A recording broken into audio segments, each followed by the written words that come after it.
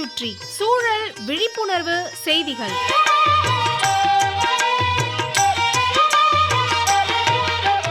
அன்புள்ள முருகேசன் ஐயா அவர்களுக்கு உங்கள் மாணிக்கம் எழுதும் மடல்.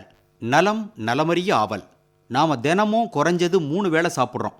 திட உணவு, திரவ உணவு அப்பப்போ ஏதாவது எடுத்துக்கிறோம். உடம்புல நாம் சாப்பிட்ற சாப்பாடு எதுவாக இருந்தாலும் அது நல்லபடியாக செரிக்கணும். உணவு செரிக்க குடல் முக்கிய பங்காற்றுது. இதற்கு குடல் ஆரோக்கியமாக இருக்கணும். அதோட நம்ம உடம்புல குடலில் அதிக கழிவுகள் சேர்வதற்கு வாய்ப்பு இருக்குது. ஏன்னா இதன் வழியாக தான் உடலின் அனைத்து கழிவுகளும் வெளியேற்றப்படுது. கழிவுகள் முழுமையாக வெளியேற்றப்பட்டால் தான் உடலால் உணவில் உள்ள சத்துக்களை உறிஞ்ச முடியும். அதனால் குடலை நாம் சுத்தமாக வச்சுக்கணும். எப்படி?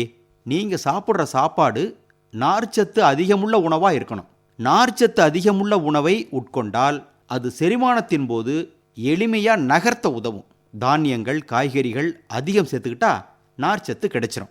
சரியான நேரத்தில் உணவை உட்கொள்ளணும். முருகேசன் ஐயா, புரோபயாட்டிக்ஸ் எனும் ஆரோக்கியமான பாக்டீரியாக்கள் நிறைந்த தயிரை அதிகம் எடுத்துக்கணும். கொழுப்பு அதிகமுள்ள இறைச்சியை தவிர்க்கணும். அதாவது கொழுப்பு, தோல் நீக்கப்பட்ட இறைச்சியை சாப்பிடலாம். இவை எளிதில் செரிக்கும். புகைப்பிடிக்க கூடாது. மன அழுத்தம் கூடாது. மன அழுத்தம் குடல் செரிமான மண்டலத்தில் அழுத்தத்தை ஏற்படுத்தி அதன் ஆரோக்கியத்தை பாதிக்கும். தினமும் தவறாமல் உடற்பயிற்சி செய்யணும். இதனால் உணவு செரிமானம் தடையில்லாமல் நடைபெறும். தினமும் போதிய அளவு தண்ணி குடிக்கணும். இதனால் குடலில் நச்சுக்கள் தங்குவதை தவிர்க்கலாம். அதோட தண்ணி குடிக்கிறதுனால உடல் இயக்கமும் சீராக இருக்கும். இந்த வெயில் காலத்தில் தேவையான அளவுக்கு தண்ணி குடிக்கணும். கொழுப்பில்லாத உணவை உட்கொள்ளணும். கொழுப்பை குறைக்க வெங்காயம் உதவும்.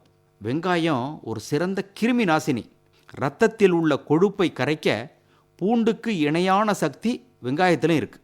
அதனால தான் நம்ம முன்னோர் எந்த சமையலாக இருந்தாலும் அதில் 2 வெங்காயத்தை சேர்த்துருவாங்க.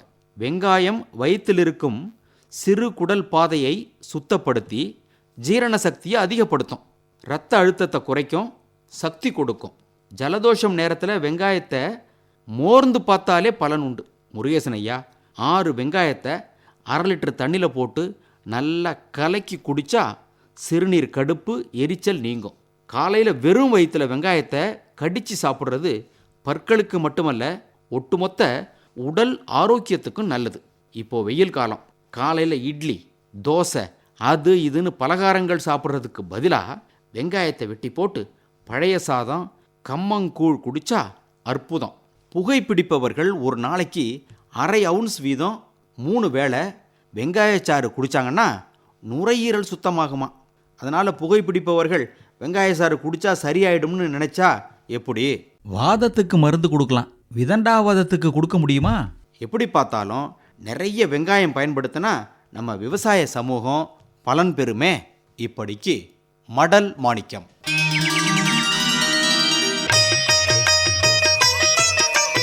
நம்மை சுற்றி சூழல் விழிப்புணர்வு செய்திகள் கேட்டீர்கள்.